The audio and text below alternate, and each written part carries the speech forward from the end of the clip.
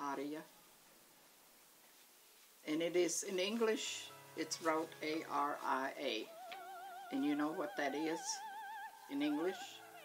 You don't know what that is? That's when the fat lady in opera sings the last song. That's operatic solo. And that's what it is in English, Aria, without the J. In Latvian it has a J, Aria.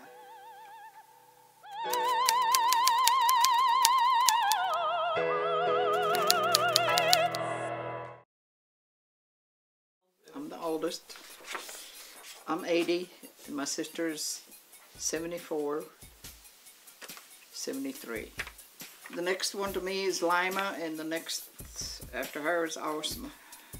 Well, I left Latvia in 1944, lived in Germany 5 years, came to the United States in 49. But we left from Riga, Latvia, that's where I was born. It's the capital of Latvia. Where it's located, it's on the Baltic Sea, between Estonia and Lithuania, and them no good for nothing Russians on the back end of it. Because there were people that didn't want to leave, they want to stay with the Russians. We didn't want to stay with the Russians. We went with Germans, went to Germany. Before the Russians came in, they would bomb it regularly, and we'd have to go down, we lived in an apartment, we had to go to the basement. And I think that was one of the most frightening things to me whenever they start bombing.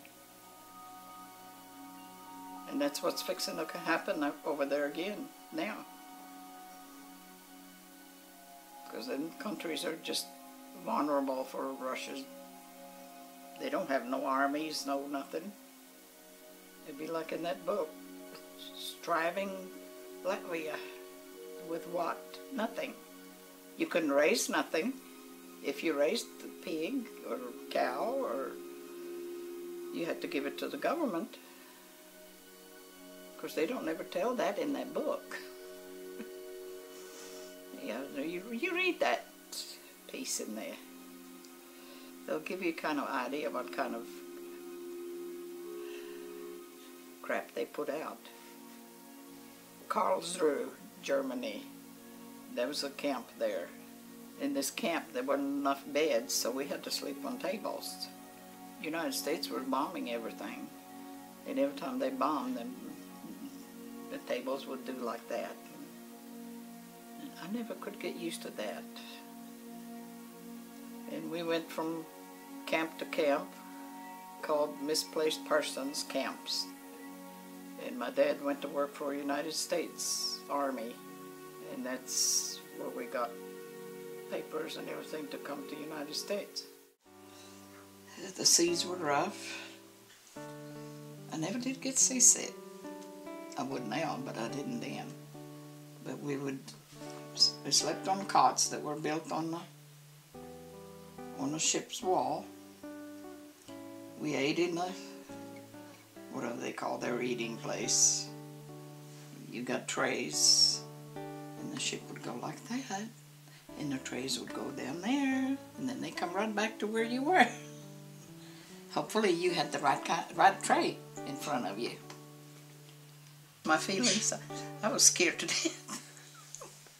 And I didn't know nothing, didn't know where we were, had no idea where we were going.